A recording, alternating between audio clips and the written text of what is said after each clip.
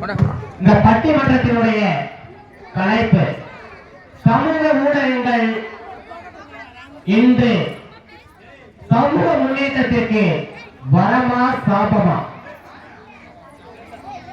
இந்த வளர்ந்து வரும் நாளையில் சமூக ஊடகங்கள் மக்களை எவ்வாறு வளர்ச்சி பாதையை கொண்டு செல்கிறது, வளர்ச்சியோடு எவ்வாறு வீழ்ச்சியை நம் மக்கள் சந்தித்துக் கொண்டிருக்கிறார்கள் என்பதை இந்த 6 அறிஞர் பெருமக்கள் தங்கள் முன்னே வாதிட வந்துள்ளார்கள்.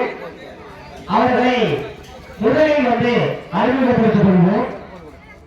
வரவே என்ற அணியின் தலைவராக திரு ஆறுமுகம், இந்த மண்ணின் மைந்தன், வரலாறு ஆசிரியர் அவர்கள் வாதிட வந்துள்ளார்.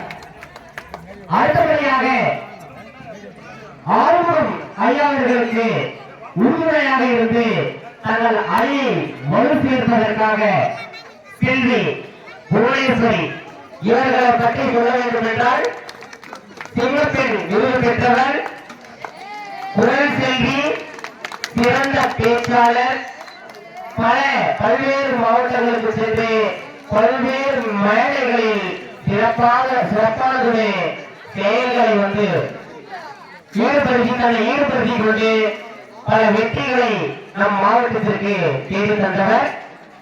அடுத்தபடியாக இவர்களுக்கு வலு சேர்க்கும் வகையில் திருமதி கோமதி பட்டதாரி ஆசிரியர், அரசு பெண்கள் மேல்நிலைப்பள்ளி ராயகோட்டையில் பணிபுரிகிறார்கள்.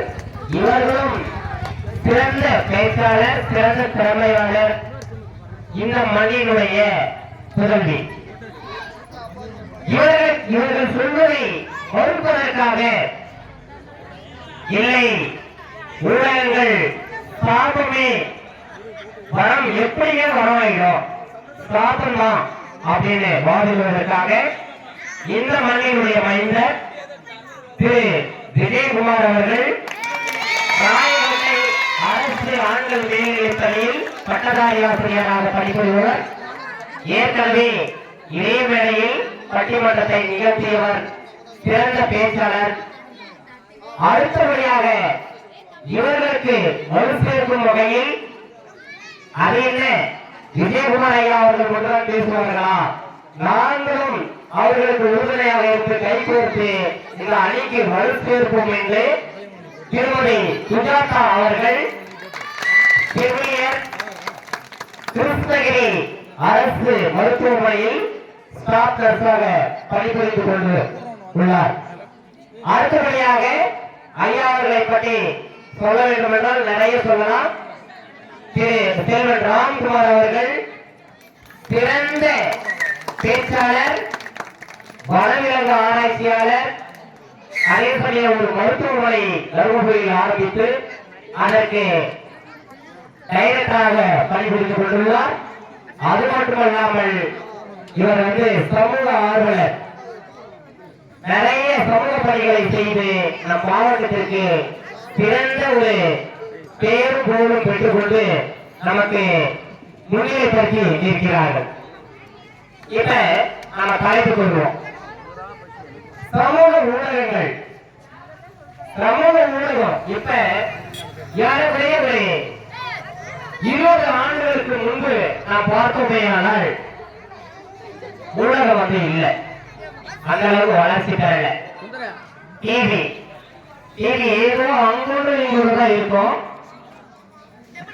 நம்ம பாத்தீங்கன்னா தெருவில் ஒரு டிவி போட்டு வச்சிருப்பாங்க, அதுல போய் நம்ம உட்காந்துட்டு பார்த்துட்டு இருக்கோம். அந்த தமிழ் சேனலே அதிகமா இருக்கும்.